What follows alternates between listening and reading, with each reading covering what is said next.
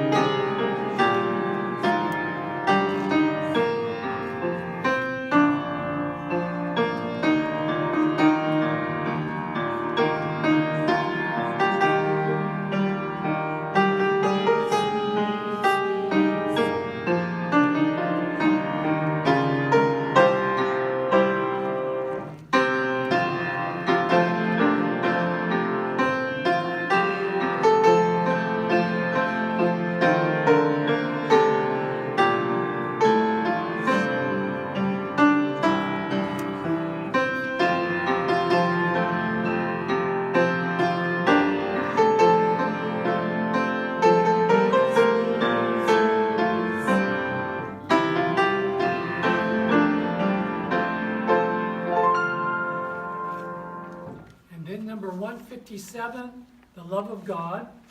We'll sing the two verses with the little arrows. But notice on the third line on the second page, it calls it the refrain. We'll just sing that the second time. So the first time we'll stop in the second line and go back to the third verse.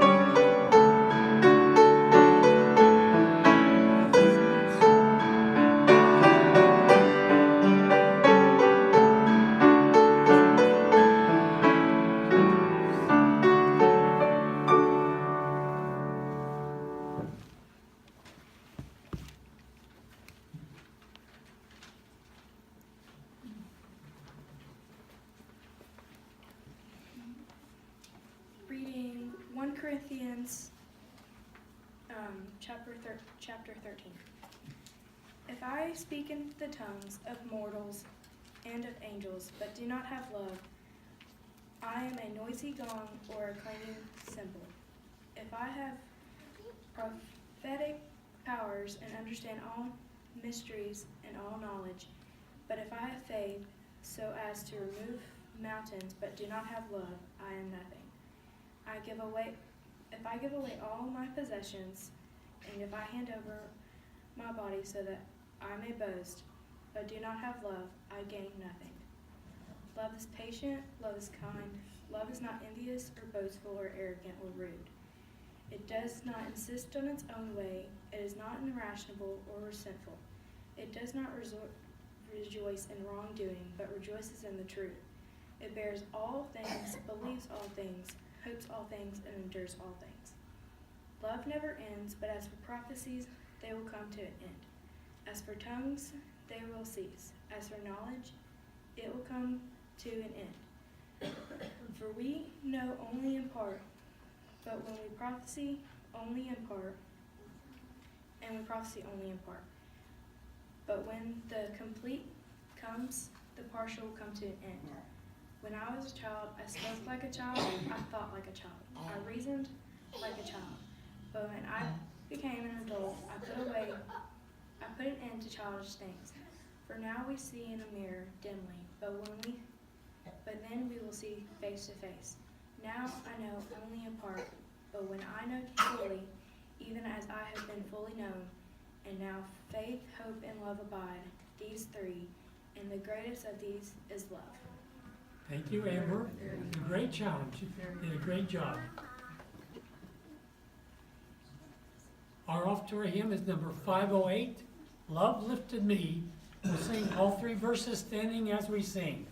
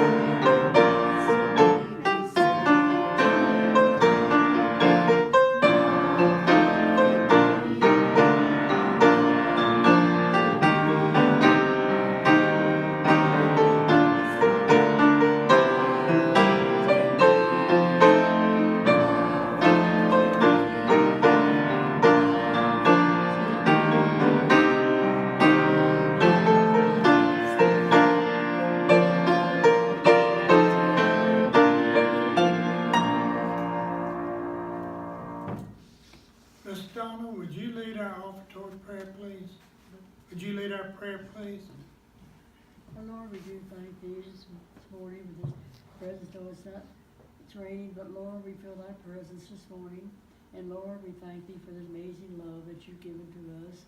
And Lord, we thank thee that you have us, whatever we do, Lord, thou hast forgive us, and we thank you for that. And we thank you for your abiding love that has never let us go. And we do thank thee, Lord, that wherever we go, you look for us to come back, to bring us back to thee, and to peace and joy. We thank you that, Lord, we need nothing else but thy love and thy peace and joy. And we ask thy blessing on this service, and help us in our giving and loving thee throughout this week.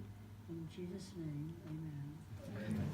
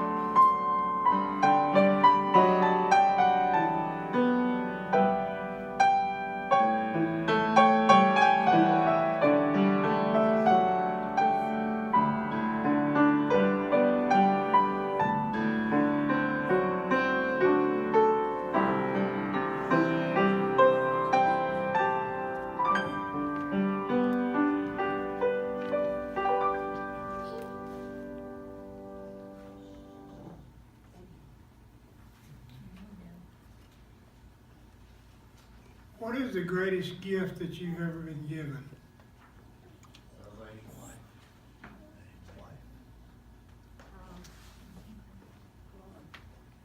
How many of you listened to what Amber read?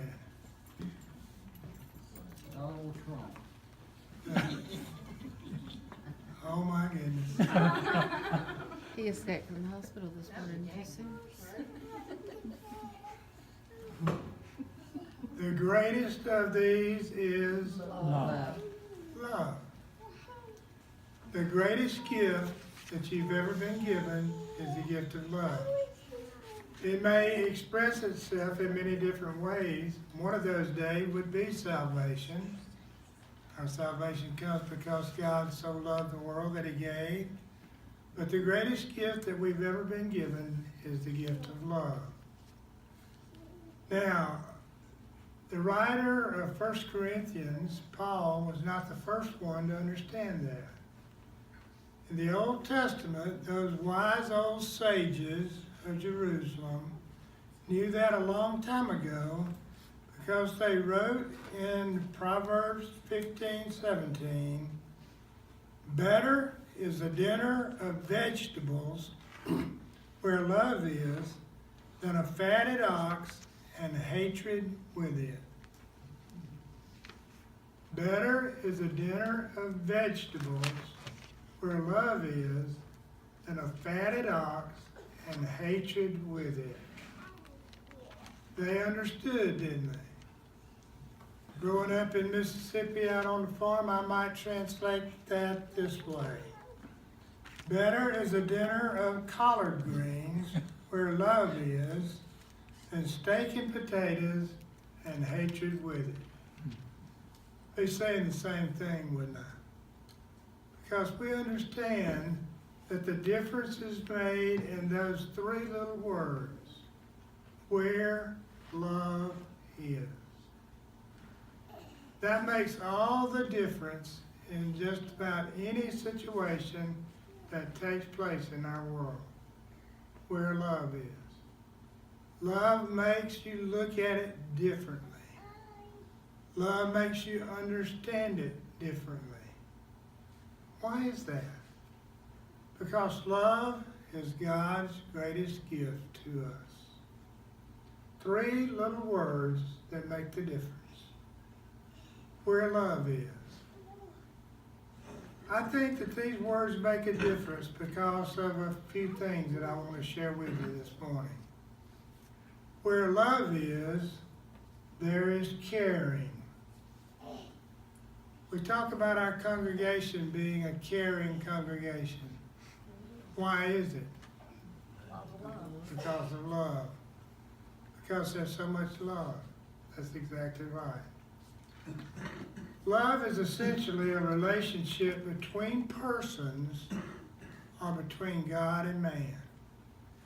We talk about loving God, but we also talk about loving each other. We should love God, but we should also love each other.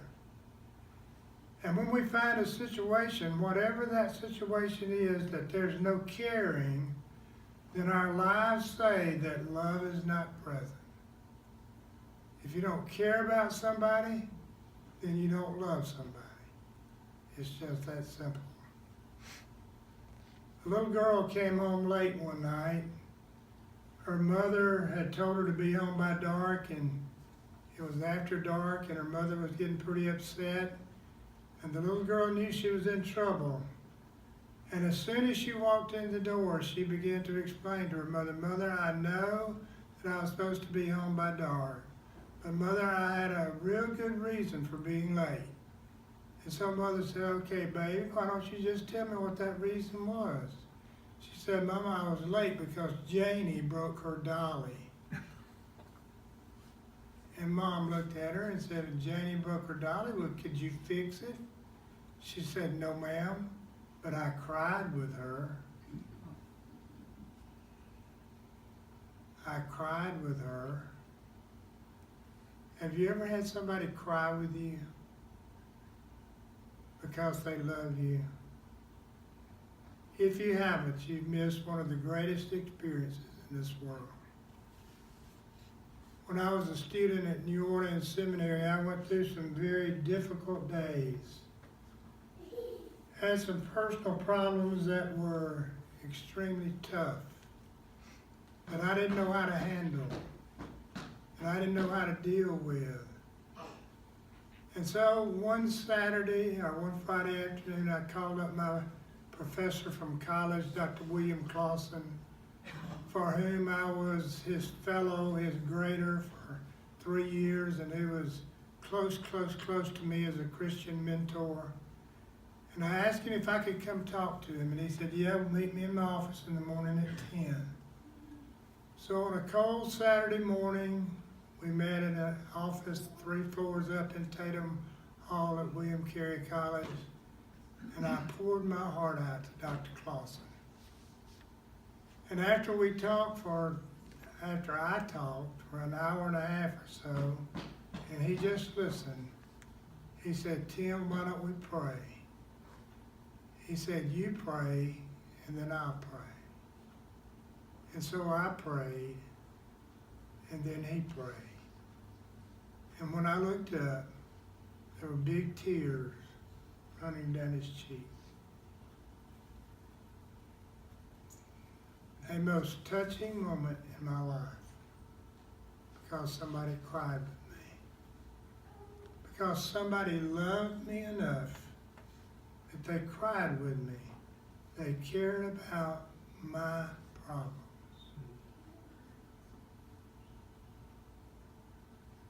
When I was in seminary in New Orleans, I took a class that was entitled The Exegesis of Isaiah from the Hebrew. Now that means that you take the Hebrew Bible and you translate it from Hebrew into Greek every day. You don't take your English Bible and read it. You read it from the Hebrew. It's the hardest class I ever took. There were 2 students in the class, Joe Glaze and I. And Dr.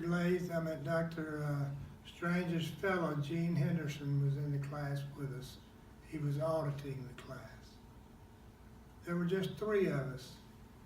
And it was one of the richest classes that I ever took, because in that little group we could share intimately. And one day we never opened the Hebrew Bible. Somehow Dr. Strange got to sharing with us from his heart about the death of his first wife to cancer. And he talked about that. He talked about being in the hospital room one day holding his wife's hands when it was very near time that she was going to pass. And 2 of his colleagues from the seminary came into the room, and recognizing the somberness of the situation, they didn't say a word. They just came and stood on either side of Dr. Strange, and each of them held his arm as he held his wife's hand. They stayed a little while, and they left. And he said they never spoke a word. And he talked about a ministry of silence. A ministry of silence. I think you could just as well call it a ministry of love. Because there was 2 men who loved Dr. Strange, who loved him as he loved his wife. How beautiful. We say that our church is a community. It may not be a very big community, but you know what community means? Community means caring. I believe that with all my heart. Where there's community, there's caring. We need each other. I think all of us would agree, by looking at all the political stuff that's happening in our country right now, and how everybody's at everybody's throat, that we need some community. We have destroyed community in our country, and we need it. We're not competing with each other, especially in the church. We're competing with evil. And so what that means is we don't need to be fighting anything but evil. And we need to be a community that is fighting evil. Several years ago, I couldn't tell you, probably 40 years ago, I read about geese flying south for the wintertime. You know how they fly in the V formation? A group of aerodynamic engineers got together to study that. And they studied and found out that because of the uplift that was created by that formation, and the uplift from the duck in front of you or goose in front of you, that it gave you a 71% greater flying distance.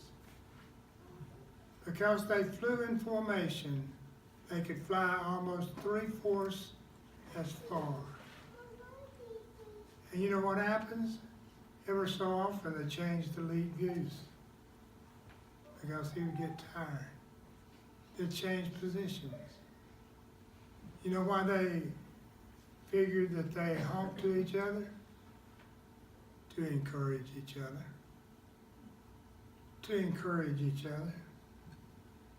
And if there's anything that we as Christians need to do today, it is that we need to get in formation. We need to help each other. We need to encourage each other. We need to uplift each other. Because where community is, there's caring. And where love is, there's caring.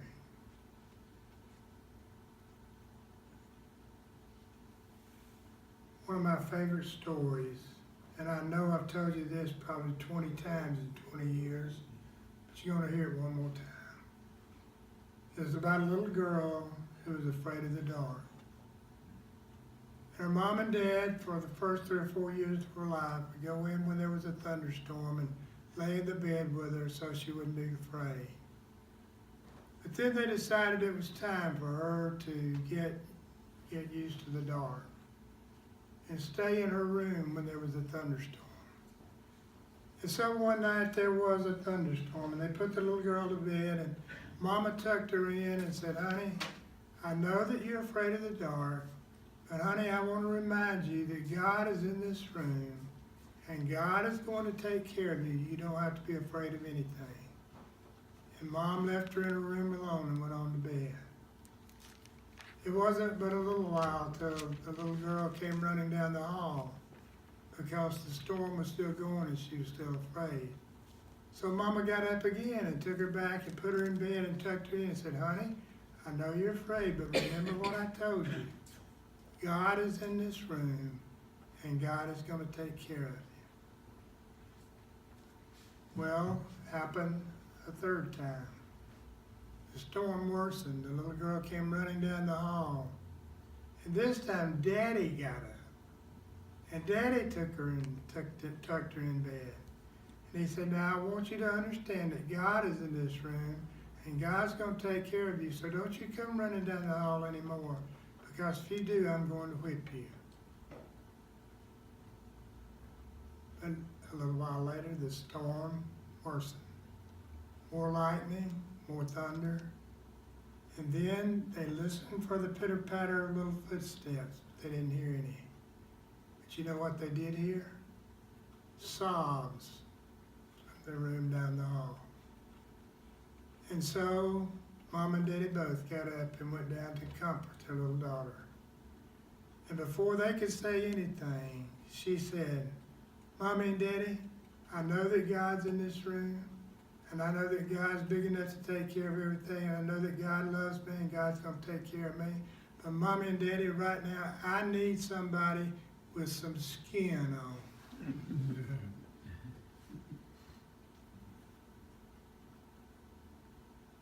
Have you ever needed somebody with some skin on? Just a touch. Not words necessarily, just a touch. for somebody to touch you, for somebody to hug you. Where love is, there's caring.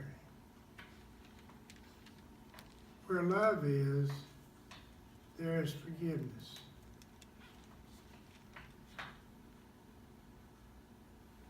You ever been in need of forgiveness?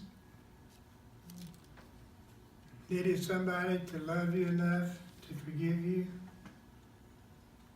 We can be sure that God's going to forgive us because He's told us that He would in His Word. But we're not always sure about the church or the community. The woman at the well in Samaria was out there that day all by herself because of an unforgiving community.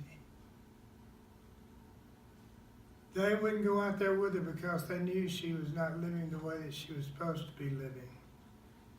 And they had all gone out, all the women had gone out in the morning to get their water, and she came in the middle of the day, all alone. All alone because of an unforgiving community. But then she had an encounter with Jesus, and what did Jesus do?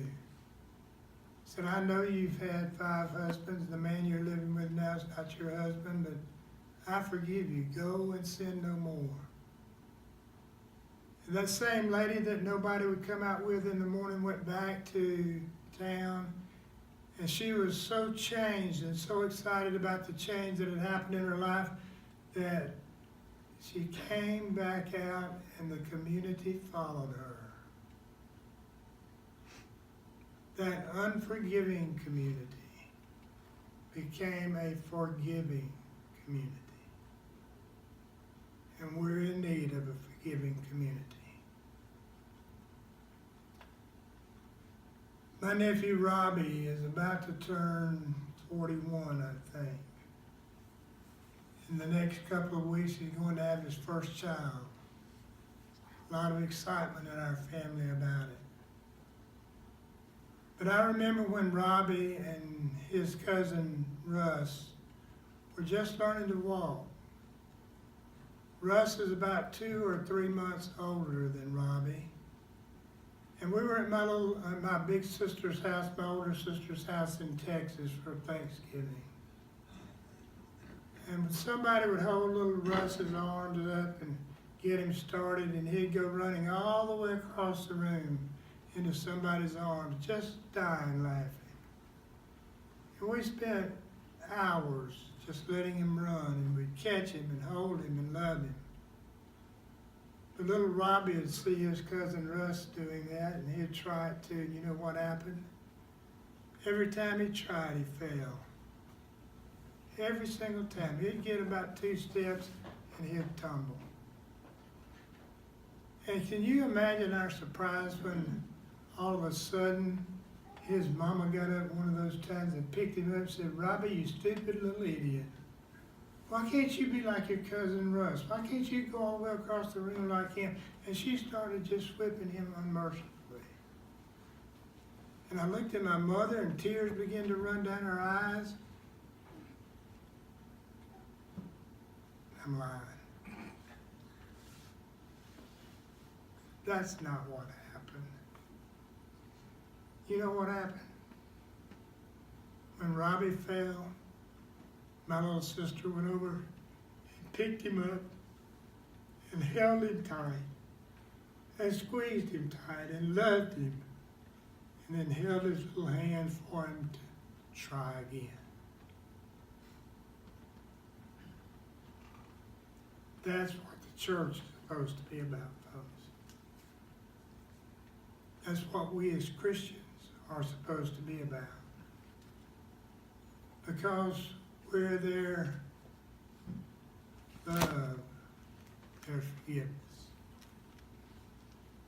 Unfortunately, the church has a pretty bad reputation for getting people down instead of lovingly helping them up to start again. We kick them, and we stomp them, and we try to keep them down. And one of the reasons we do that is because we want to make ourselves feel better, don't we? But that's not what the church is about. Where love is, there is forgiveness. And where there's forgiveness, that means that somebody's going to take the hurt that's been caused and absorb it and never throw it up again to the person who wronged them. Where love is, there's forgiveness. Where love is, there is adequacy. I'm not even sure that's a word. That's a word that I made up. What it means is that we may not have everything we want, but if our hearts are right with God, then what we have will be adequate. It'll be enough. We don't have to complain about it. We don't have to argue about it. We just say, God, thank you for what you've given me. It'll be enough. When I was in the 1st and 2nd grade, I often had to wear shirts that my mother had made out of cow feed sacks. Any of you ever wear any of those shirts? A lot of days I remember being embarrassed because all my friends had those store-bought shirts and mine were made out of cow feed sacks. And I don't know exactly when it was, but somewhere in my maturity along the way, I changed my attitude about that. And instead of being embarrassed, I was so grateful that my mother took the very best that she had and did the very best that she could with it and wrapped her little boy in love. Where love is, there's adequacy. The difference wasn't in the cost of the shirts. The difference was in those 3 little words. Where love is. Where love is, there is knowledge of God. How do I know that? I read the Bible. And it said, by this will all men know that you're my disciples, if you have love one for another. The greatest gift that we have is the gift of love. And that love is the love that we have for each other. I couldn't put our church up against any church in terms of size because there are very few as small as we are.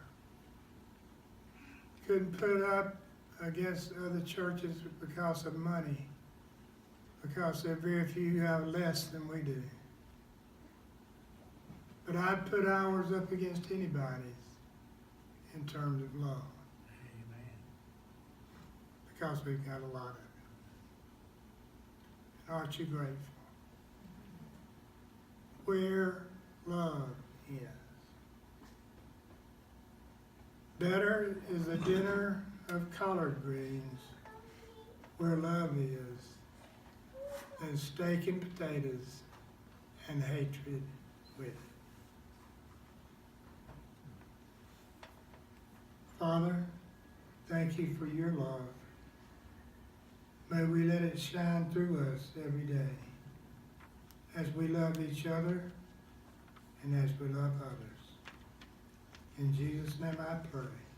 Amen. We're going to sing our hymn of invitation.